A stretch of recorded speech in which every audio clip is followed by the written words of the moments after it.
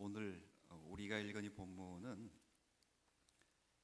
아브람이라고 하는 그의 이름이 하나님에 의해서 아브라함이라는 이름으로 계명이 되었다 하는 그런 내용입니다. 그래서 오늘은 이 본문을 통해서 아브라함의 계명, 그러니까 이름이 바뀐 것이 갖는 의미에 대해서 조금 생각해 보고자 합니다. 일단 이름이 바뀌는 것은 복이라고 말할 수 있습니다. 그렇죠? 일단 누가 바꿔주셨습니까? 하나님이 바꿔주셨습니까? 우리가 일상생활에서도 이름을 바꾼다는 것은 어떤 일대기적 전환점이 좀 필요하기도 하잖아요.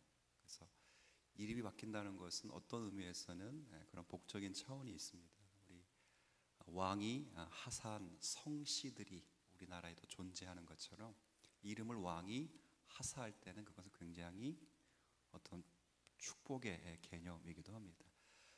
우리 예수님께서 이름을 지어줬던, 바꿔줬던 한 제자 한 명이 있죠. 원래 이름은 시몬이라고 하는 사람인데 그의 신앙 고백을 들으시고 그 신앙 고백, 그것이 그의 이름이 되게 했죠. 반석, 누구죠? 베드로라고 하는 이름입니다. 그런 의미에서 보면 하나님이 아브라함에게 새 이름을 주셨다 하는 것은 분명 하나님의 복의 선언인 것은 분명합니다. 동일하게 아브람, 원래 이름은 아브람, 원래 높은 아버지라는 뜻입니다. 높은 아버지. 근데 여기다가 아브라함, 람을 라함이라 바꾸면 열국의 아버지라는 뜻이에요. 높은 아버지, 세계의 아버지. 어디가 더 커 보여요? 그렇죠? 그런 의미에서는 복이 분명할 겁니다. 자, 그럼에도 이 이름이 바뀌는 이 계명은 복의 개념도 있지만 사실은 견책의 의미도 포함되어 있습니다. 왜냐하면 아브라함의 이름이 생기게 된 배경 자체가 그렇기 때문이에요. 우리 지난주 살펴보았던 설교 내용처럼 하나님은 전능하신 분이셨습니다. 그런데 아브라함이 하나님의 전능하심을 믿지 못해서 인간적인 방법으로 후손을 얻고자 했습니다. 그리고 그 시도가 성공했는 것처럼 보였습니다. 그렇게 낳은 아들 이름이 이스마엘이라고 하는 아들이었어요. 참 일이 잘 됐습니다. 그렇지 않아요? 네가 본토 친척 아비집을 떠나 내가 너에게 지시할 땅으로 가라. 내가 너로 큰 민족을 이루게 하고 너의 후손이 많게 할 것이다 라고 약속을 받았을 때의 나이가 75세였습니다.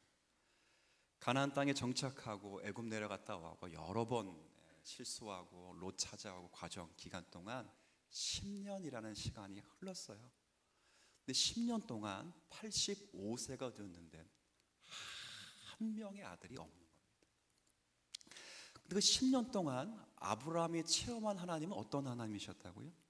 전능하신 하나님이셨습니다. 아브라함과 사레가 너무 갈등을 한 거예요. 하나님은 전능하신데 왜 아들이 없는가? 분명히 하나님이 아들 주신다고 약속했는데 10년이 흘렀으니 이건 하나님의 문제가 아니라 내 문제다 해서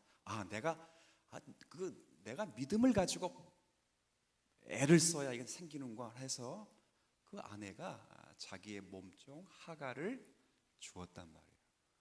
근데 1년 사이에, 그러니까 한 번에 아이가 생겼다고. 86세에 이스마엘이라는 아들을 낳게 되었습니다. 그냥 놀라운 것은 우리가 지난주 확인해 보았듯이 12년 가까이 하나님께서 거의 성경의 6장에 거쳐서 찾아오셔서 말씀하시고 활동하셨던 그런 내용이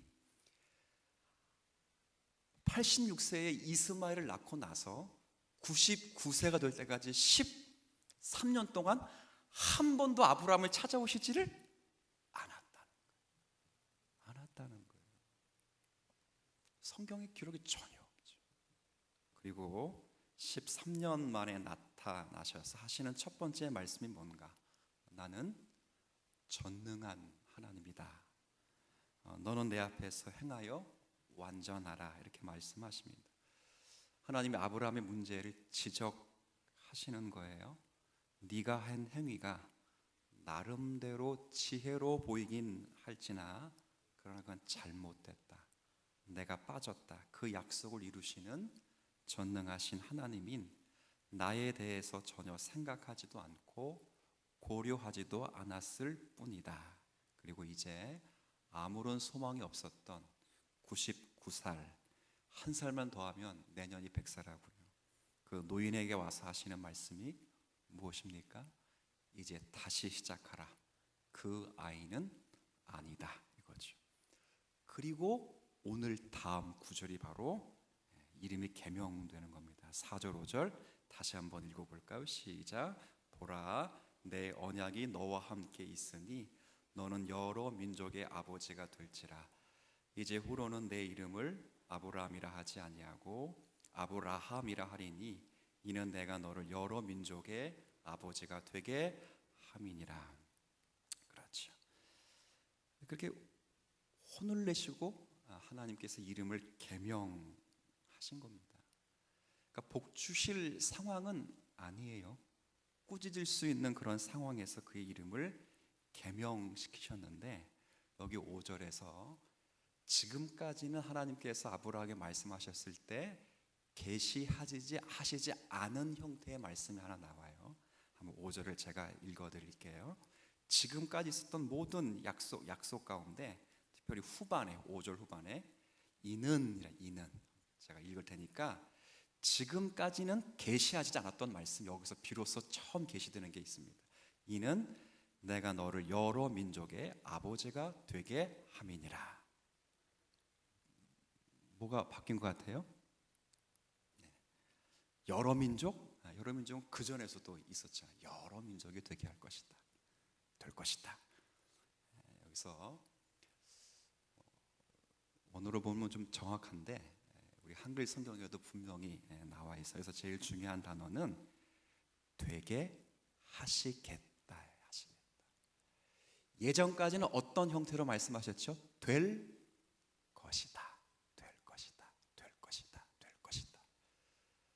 그런데 하나님이 13년 만에 나타나셔서 그의 믿음 없음과 하나님의 전능하심 믿지 못한 것을 꾸짖고 그의 이름을 견책의 의미로 바꾸신 다음에 하나님이 계시하신 중요한 표현 중에 하나는 될 것이다가 아니라 되게 할 것이다. 사역 동사를 썼어요. 될 거다. 될 거다. 될 거다. 될 거다. 아브라함은 그래서 되게 만들었어요. 10년 동안 안 나오니까 되게 만들어. 되게. 하나님은 그렇게 해서 될 게 아니고 내가 만들 것이다. 이렇게 계시를 했어요. 그러니 여러 민족의 아버지라고 너는 고쳐라. 이 5절을 제가 의역을 하면 이렇게 의역할 수 있습니다. 내가 너로 여러 민족의 아버지가 되게 할 터이니 넌 걱정 말고 쓸데없는 짓 하지 말고 이름을 여러 민족의 아버지라고 고쳐나 먹어라. 이렇게 바꾼 거예요. 그러니까 아브라함은 그 이름을 달고 다니면서 불릴 때마다 자신의 불신을 확인하게 될 것입니다. 한번 생각해 보세요. 이름만큼 많이 쓰이는 것도 사실은 없습니다. 하루에도 물론 직함으로 제가 불려서 그렇지 아이들 이름 많이 부르잖아요. 저는 그 아이들이 3명인데 그래서 제가 지식이 모자르고 관심이 부족해서 그런지 모르는데 이름 부르는 게 헷갈려. 가끔은 급하다 보니까 큰애를 불러야 되는데 둘째를 부르는데 셋째를 부르면 막 그래요.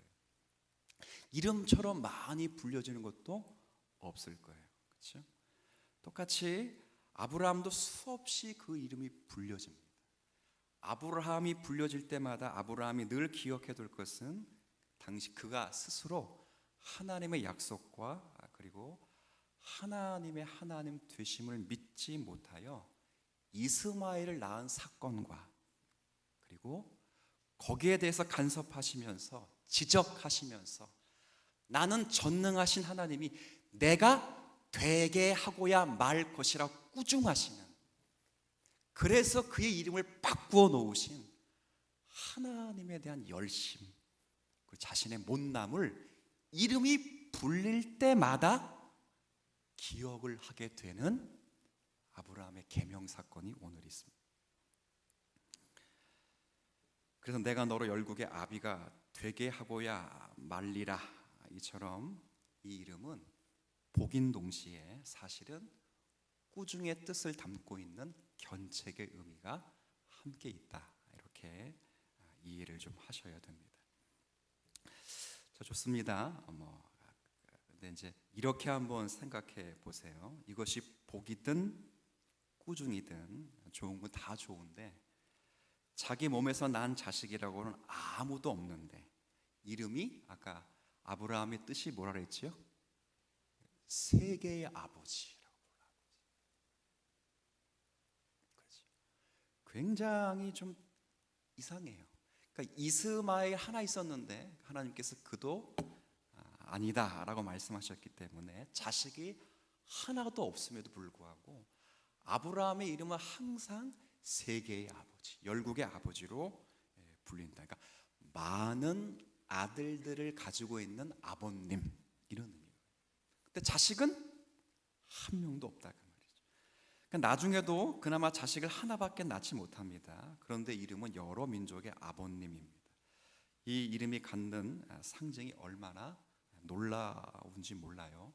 우리도 똑같아요. 우리도 세상에서 우리가 바로 이런 꼴을 당하기도 합니다. 그렇죠? 우리가 너 교회 다닌다면서, 너 천국 간다면서, 전능하신 하나님의 아들이라면서, 그런데 왜 공부는 그렇게 못하냐? 그렇죠? 저희 한번 제가 그런 얘기 한번 드렸잖아요. 저희 어머니가 큰 교통사고를 당해서 저는 하나님 앞에 감사합니다라고 했더니 우리 작은아버지가 뭐라 그랬냐면, 야, 이 자식아, 너 인마 목사 될 사람이라며 하나님이 근데 그걸 못 지켜줘가지고 인마 거기서 감사하다 그러면 안 되지. 차라리 사고를 나지 않도록 하지.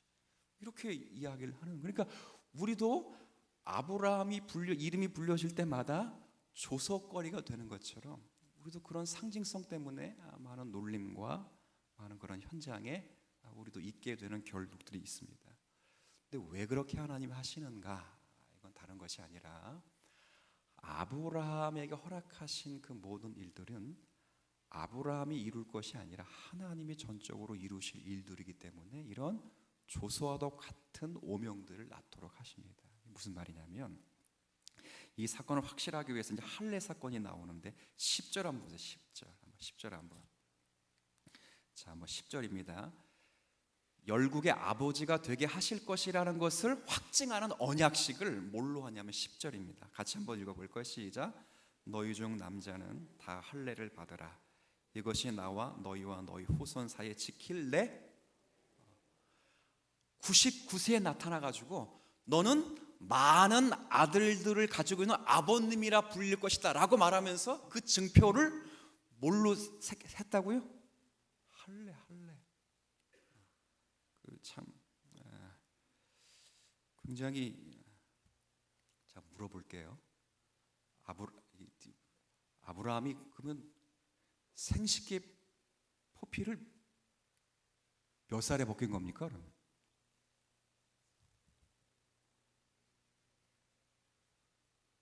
이건 이해가 안 되는 사건입니다. 하나님이 아브라함에게 이름 바꿔놓고 뭐라 그랬냐면, 내가 너희 모든 세계의 아버지가 되게 할 것이다 라고 약속을 하시고, 그리고 너가 그렇게 할 수 없다는 것을 확실히 말씀하시고, 내가 다 하겠다, 아까 될 것이다 라고 말씀하신 하나님이 오늘 5절에서 뭐라고 말씀하셔요? 되게? 내가 그렇게 만들 것이다 라고 해놓고 아브라함이 뭘 자른다고요? 생식기를 자른다고요. 할례는 커팅이라는 뜻이, 커팅, 잘라낸다고요. 잘라낸다. 그럼 열국의 아버지를 아브라함이 만드는 게 아니라 누가 만들겠다는 거지. 그렇죠. 그런 전능의 하나님이라는 거예요. 한번 우리 15장과 한번 연결해 보죠. 15장 우리가 그 부분은 제가 여러분에게 설교는 하진 않았는데 8절 한번 보세요. 8절입니다. 15장과 연결해서 한번 생각해 보겠습니다. 8절 한번 15장 8절 한번 읽어 주세요. 시작.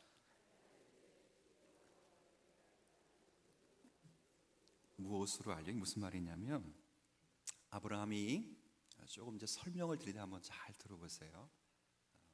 결과는 이제 제가 말씀드리고 싶은 결론 부분에 있지만 과정을 한번 좀 잘 들어보세요. 아브라함이 이제 자꾸 아들이 안 생기고 하니까 하나님께 묻고 따지고 불평하는 중에 우리 15장 살핀 대로 하나님이 아브라함을 불러다가 저 하늘에 있는 별을 보여주면서 네가 이 별을 셀 수 있는지 한번 세어보라. 못 세죠. 하나님이 아브라함에게 말씀하시기를 너의 자손이 이렇게 많은 별처럼 많을 것이다 라고 말씀할 때 아브라함이 그냥 믿었어요. 무슨 의미인지도 믿었다고. 이걸 믿음으로 해서 하나님이 그에게 의를 삼고 구원의 은혜를 주시는 중에 너의 후손들이 많은 후손들이 얻을 땅을 얻게 할 것이다 라고 약속을 하죠. 근데 아브라함이 이제 후손이 있어야 땅을 얻을 거 아니야. 그러니까 묻는 거예요. 그 땅을 기업으로 얻을 줄을 우리가 어떻게 압니까? 라고 말하는 게 바로 8절 말씀.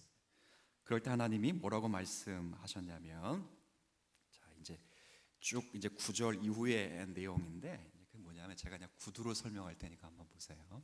제가 설명을 읽지 않고 하나님께서 언약을 체결하는 게 어떻게 언약을 체결하냐면 이러이러한 재물을 가져다가 반을 쪼개 놓으라고 요구하십니다. 이게 어떤 방식이냐면 고대 근동에서 언약식을 할 때 여러 가지 방식이 있는데 우리가 약속을 하면 아이들끼리 새끼손가락 걸고 우리는 인감 찍고 막 그러잖아요. 공증하고. 근데 그 당시 언약 방식은 여러 가지가 있는데 그 중에 하나가 오늘 있었던 이 하나님이 맺으신 언약 방식이 뭐냐면 짐승 하나를 정확하게 반을 쫙 갈라놓고 언약의 두 대상자, 약속한 두 사람이 그 짐승 사이 반 갈라놓은 사이를 지나오는 거예요.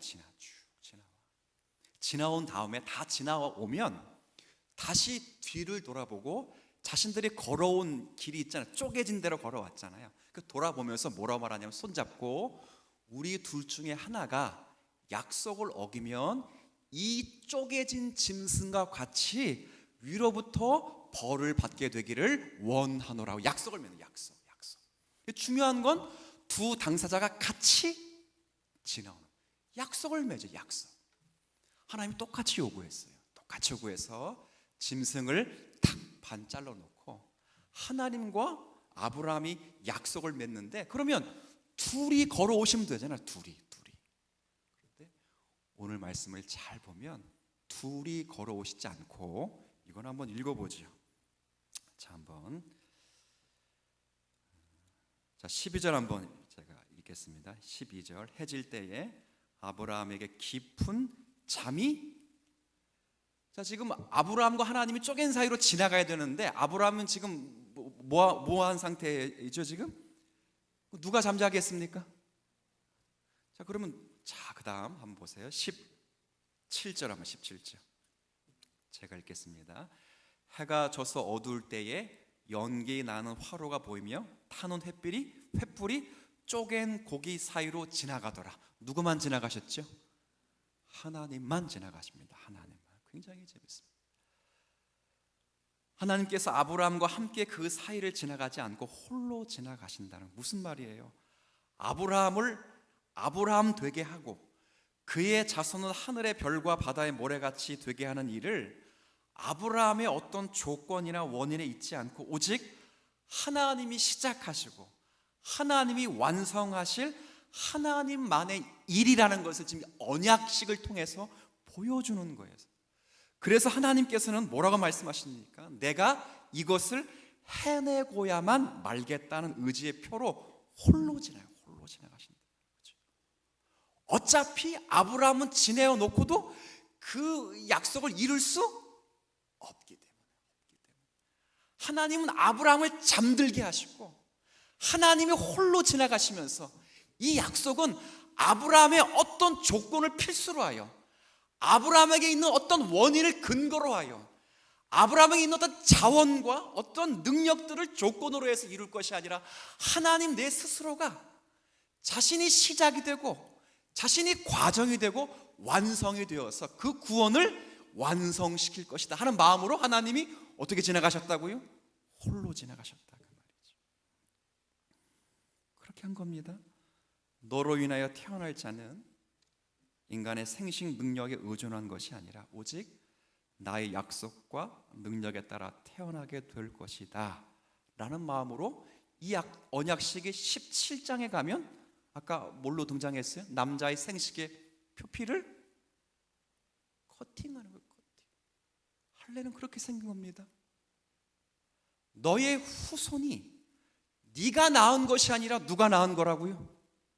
그렇죠. 아브라함이 생식기를 표피를 잘라낸 다음에 그가 깨달았던 것은, 좀 아이들이 있어서 제가 이야기를 좀 순화시키면, 남자의 기능을 할 수 없었습니다. 여자의 태가 끊겼습니다. 할례식이 끝나고. 그런데 그 다음에 이삭이 태어난 거죠. 이건 전부 누가 하셨다는 거죠? 하나님이 하셨다는 거예요. 하나님이 하셨다는 거예요. 두 번의 언약식을 통해서, 그래서 아브라함의 실패를 통해 아브라함을 계명시킨 것은 한편으로는 복이기도 하지만 다른 한편으로는 하나님을 믿고 사는 우리들이 얼마나 부족하고 연약한가를 성도와 그리스도인의 모습 속에서 발견하고 구현할 수 있도록 깨닫게 하시는 말씀이 되기도 해요. 우리가 아브라함을 무슨 조상이라 부르죠? 아브라함 한 개인을 이야기하려고 한 것이 아닙니다.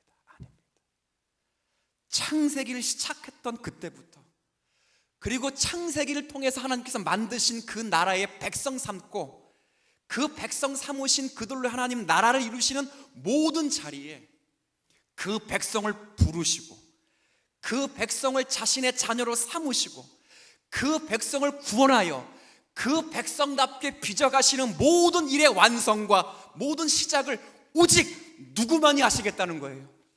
그렇죠. 그렇게 하셔서 보내놓으신 분이 누구라고요? 예수님. 하나님의 구원 사역을 보여내시는 그 하나님의 이제 뭐라고 설명? 하나님의 그 집념, 열심, 그거죠. 하나님께서 우리를 인도하신 그 열심과 힘에 대해 아브라함에게 나타나셔서 하시는 말씀이 이겁니다. 나는 전능하신 하나님이다. 한번 보채봐라. 안 하겠다고 해봐라. 이것이 아브라함 사건을 통해서 우리에게 나타내시는 하나님의 두려우시고 감격스러운 구원의 모습입니다. 누가 그분의 앞길을 막겠습니까? 하나님께서 우리를 죄악 가운데서 물든 곳에서 영원히 형벌을 받아 마땅한 자리에서 우리가 알지 못하되 우리를 끄집어내셨고, 그리고 지금 씻으셔서 여러분들을 하나님의 자녀 삼아 놓으셨습니다. 씻어놓은 다음에 이제 와서 씻어놨더니 별로다 하고 버리실 것 같았다면 처음부터 여러분을 건져내시지 않았을 것입니다. 제가 목회하면서 절실하게 느낀 것 가운데 하나가, 두 사람이 싸우면 누가 이기는가? 제가 목회하면서 배운 겁니다. 목소리 큰 사람이 이기더라고요. 그리고 목소리 큰 사람끼리 싸우면 누가 이기냐? 그건 제가 한 번도 얘기 안 했죠. 누가 이긴지 아세요? 한번 따라 합시다. 고집 센 놈. 고집 센 놈이 이깁니다. 제가 배운 겁니다. 만약 하나님과 인간이 하나님은 구원하시겠다고 고집을 부리고 인간은 구원받지 못하겠다고 고집을 부린다면, 그 고집과 이 고집이 충돌하면 누구 고집이 이기겠습니까? 우리는 고집을 부려봤자 고작 80년 동안인데 하나님은 영원토록 고집을 부리십니다. 하나님의 고집이 얼마나 강한지 로마서 이렇게 말해요.